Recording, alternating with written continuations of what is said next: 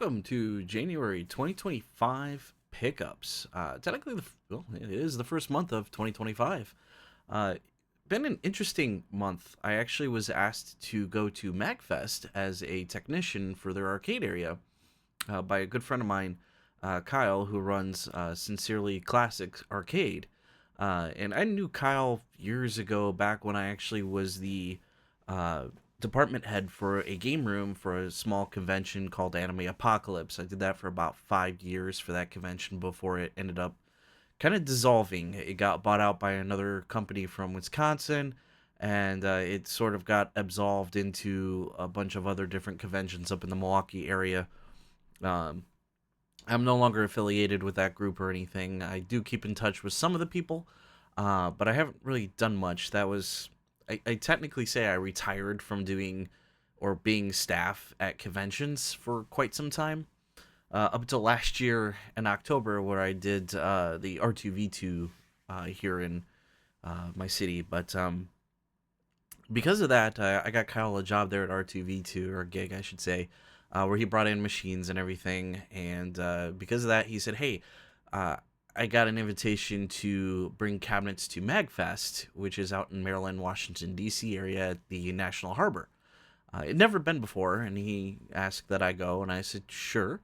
Uh, and we loaded up some cabinets. This was actually just 2 weeks ago, towards the end of January.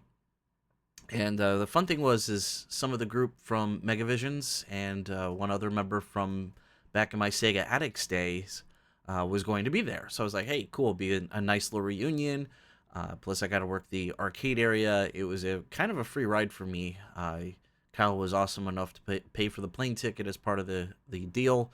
And then I shared a hotel room with the rest of the staff. There was five of us that went. Kyle and one other guy, Nick, ended up driving over, while the other three of us flew on Thursday night over. So we kind of missed the first day of the convention. It's huge, probably the largest convention I've ever been to. Beautiful hotel, great lobby area. There was 2 floors of just panels, a small museum where they had like the old consoles. They had lands set up for Quake and Unreal Tournament, which I don't really see often anymore, which was really cool. I did find it funny though that in place of the Sega Genesis, they had a Sega Genesis Mini, and yeah, that was kind of weird to have. That's not technically retro, but it's older games. I just thought it was really strange they didn't go with an actual Sega Genesis, but they did have those down in the council area, which is probably the largest council area I've ever seen. Followed by, they had like a whole indie area. There was a smaller venue area. What wasn't a whole lot of video games there. There was maybe 5 booths out of all of them that were actually selling video games. The rest of them were artists or local artists. I did run into Iron Pinky, and you'll see some stuff from him that I picked up from him, and Enerjax, who's actually from the Chicago area. I got one comic book signed by her from Udon for Street Fighter. Iron Pinky does a lot of Street Fighter stuff. I didn't bring anything from him because I wasn't expecting him to really be there, but I see him a lot at like C2E2 and a couple of the conventions I've been to, so I see him quite often. And I love his art. That's why I ended up buying some extra stuff from him, because he's got some unique things from time to time. So, aside from that, it was a great time. I do actually have my badge here from Magfest, so yeah, I'm a contractor. I Scotty actually entered so did Corey, the Bomberman tournament, so we got a little ribbon for attending that. And of course, I got the arcade tech there that allowed me into the area, and I could freely come and go whenever I want. And people knew that when I was working on cabinets and everything, that I was certified to be there. But it was amazing. Lots of Japanese import candy cabs. I got to play some games I normally don't get to. There was the Exit Arcade cabinets there. There's 3 of them. I got to play the new run and gun game. I can't remember what the name of it was, which is pretty unique. There was a shmup one there I didn't get a chance to play. And the other one was kind of taken as well. So I didn't get a whole lot of chance to play with that stuff, but those are the newer stuff, of course. Lots of pinball, which was fun. I worked on Hook quite a few times. We had a little problem with the rail on one of the loops. Somehow got kind of jostled in the migration from Illinois all the way over to National Harbor. But we got it figured out towards the second night. So that went pretty smoothly. We played a lot of Rush with the staff. That was kind of fun. There was a Sonic the Hedgehog or Sonic the Fighters tournament. I had never seen 4 dedicated Sonic the Fighter cabinets in one place. And Kyle joked, he's like, well, if you would have brought yours, that would have been 5. But that was neat. They actually had a Sonic the Fighters tournament. Unfortunately, I signed up too late, so I couldn't actually get into that one, but I got to sit and watch those. That was pretty neat. There was actually a guy from Sega Radio there that was competing. I got to meet him as Sega Addicts was involved with Sega Radio back in the day. Unfortunately, we couldn't make to the panel, which would have been cool, but let's see what else happened around there. I didn't really attend a whole lot of panels. I think there was like 2 or 3 of them, and most of them were mostly arcade related, and I didn't really learn anything new I didn't already. I did get to meet some interesting techs that were in the hobby. One guy actually deals with a lot of monitors, which I wish I would have met him 10 years ago. Real super nice guy. Buffett is what they called him. Aside from that, we got to hang out in the arcade staff room on the 5th floor of the hotel, which was really neat. Got to hear some stories of past Magfests. Kind of funny that McFlurry's happens to be kind of a history and a prevalent tradition for the arcade staff. There's an interesting story there. But that was cool. Got to meet some of them. Dave from Psychic Drive was there. I run into him from time to time. Got to say hi. There was a really neat Denshi Daigo 3-panel setup. That was really neat. A lot of title drums, a lot of rhythm games, a lot of DDR, a lot of driving games. It was a good time. I highly recommend if you can ever make it out to Magfest. Probably one of the most impressive conventions. Very laid back, very chill. So yeah, it was a great time. And of course, the late night flyback Sunday night afterwards. But yeah, fun. And I can actually start off the pickups with what I got from there. So this is 2 stickers that I got from Iron Pinky. If I can get them out. 3 actually. So I got a Morgan. And these will probably like go on my PC since I have a little glass window. I also picked up Jury, of course, my girl from Street Fighter 6, and Biken from Guilty Gear. So, yeah, that was cool. So, fortunately, I really didn't get him to sign any of these. I really need to get like a little sticker book for all these stickers that I have. I'm sure I can pick that up pretty cheap from Amazon or something somewhere. Or if anybody has any suggestions for a place for kind of keeping track of stickers, I'm open to those too. Come on, get back in there. Nah, I'll deal with that later. Aside from that, 2 Vita games that I actually found at Magfest. This was at the Video Games New York booth. We got Kid Trip and Miles Kilo? Milo Kilo? Miles and Kilo.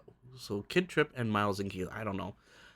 It was the last copy that they had of it, and it was a pretty decent deal. So this is East Asia Soft number 32 out of 70 releases.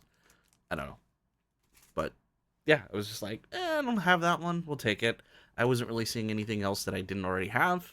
Aside from this one, which I find it interesting that Price Charting doesn't actually have this on their list. They have the PS4 version, but not the Vita one. Sengoku Muso 4-2 on the Vita. So, and that actually brings me up to 446 Vita games. Moving on from there, this is a unique one. I actually kickstarted this. This is by Low Tech Games, a sequel to another indie game on the Dreamcast, Flea 2. And only 200 copies on the Dreamcast, I guess, were made by him for this Kickstarter. This is number 31, so I got kind of a low number.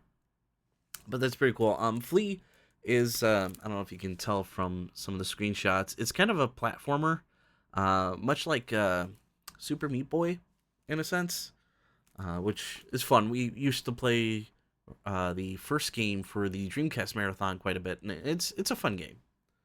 Then my copy from Video Games Plus came in for Triggerheart Excelica, a shoot 'em up special edition. I did get this in Japanese because I wasn't sure if we were gonna actually get this in the U.S., but turns out we did. So I will be selling off my Japanese copy. It also came with a collector coin, which I thought was really neat. Um, just one of the characters on the backside has Red Art Game logo on it. And then a neat little Happy New Year Video Games Plus 2025 sticker. So that's fun. Oh, that's not really a video game, but it's, I guess, if people are interested. I don't really show off DVDs that I get often, but Bubblegum Crash, with a little neat little slip cover on the backside. Um, I don't get anime very often anymore. Bubblegum Crisis, I will definitely get this. It's a classic. I love late 80s, early 90s anime is really what I'm into, and the only stuff I'll really watch. Like, none of the new stuff I'm into. I've never seen Naruto. I've never seen One Piece. Yeah, I know about them, but I've never sat to watch that. Not really something I'm interested in. Just, I don't know. I can't get into modern anime anymore. Maybe I'm just getting old. Let's see what else we got here. Um, Broke Studio. Not sure how that got in there. So also from Video Games Plus, I got Lollipop Chainsaw Remaster, or Repop, I guess, on Xbox. I debated back and forth going between the PS5 version, but I have the original Lollipop Chainsaw on Xbox 360. So in a sense, this is kind of an upgrade. I know that there's some changes in the music on it. Some people say that the Repop version or remaster isn't quite as good as the PS3, Xbox 360 version, but I figured I'd get it anyway, just for the heck of it, because I actually enjoyed the game back in the day. So I thought that was kind of fun. We got managed to find a weird copy at my local store of Sakura Wars on Dreamcast. I would like to get the other Sakura War games. I think I have 3, so I'm basically only missing 2 and 4. They did recently patch this with English too as well, which I'll have to probably get for my GD MU at some point.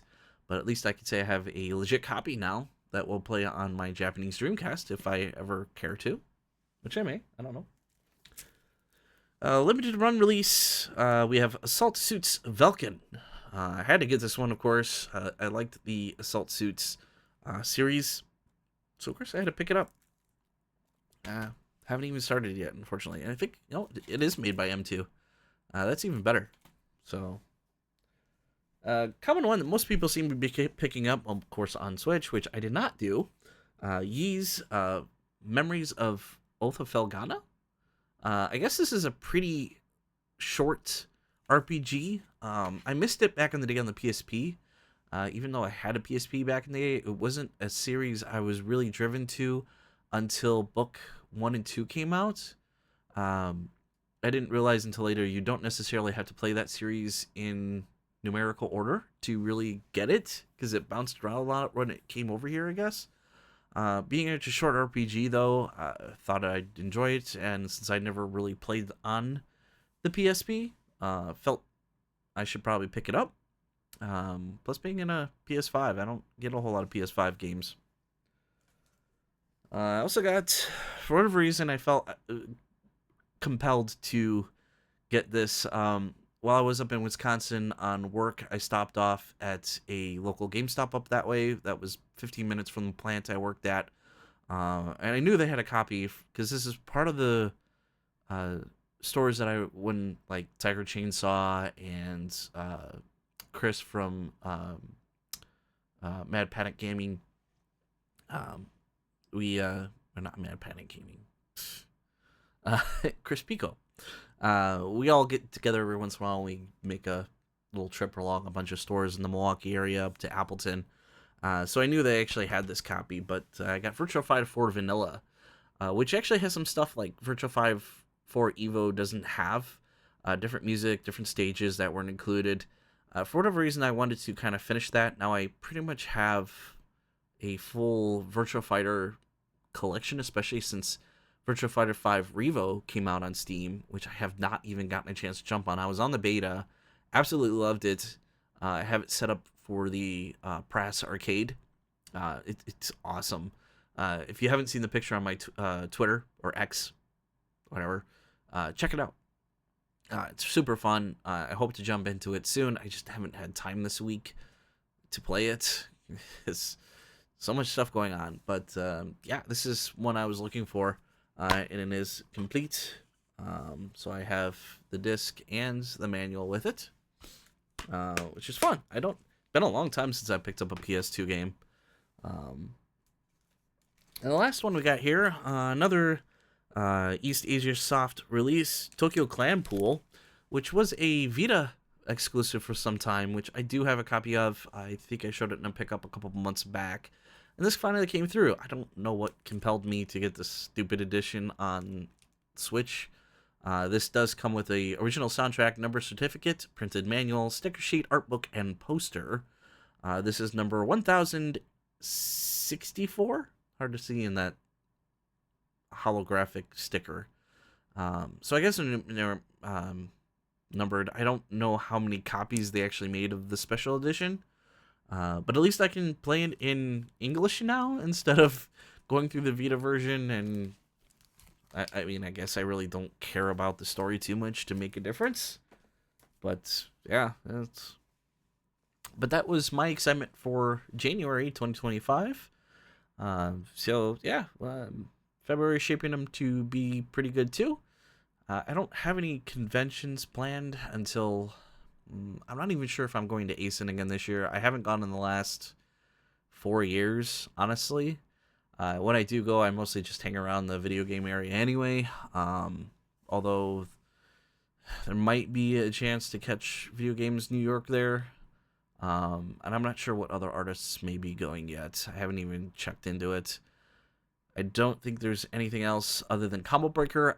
Unfortunately, Frosty Faustings was the same weekend that Magfest was, so I missed out on that, especially since Sega was there showing off the Virtua Fighter 5 Revo, and they had the tournament there. I really wanted to go, but Magfest took priority. That would have been a cool weekend. So yeah, I think Combo Breaker is pretty much it that's coming up soon that I think I'll be attending. And of course, I'll just be hanging around. I won't be entering any tournaments or anything. Mostly just watching Darkstalkers. And if they do have Virtua Fighter, I'd probably hang around that too. So we'll see. Of course, Guilty Gear. Always got to watch Guilty Gear. I don't think I'll be doing anything special like I was doing last year when I was handing out free cards from ArcShop US or anything of that sort. Unless I get some stickers or something sent to me, then I'll probably do it. But yeah, so that's about it. As always, thank you for watching, and I'll see you next time.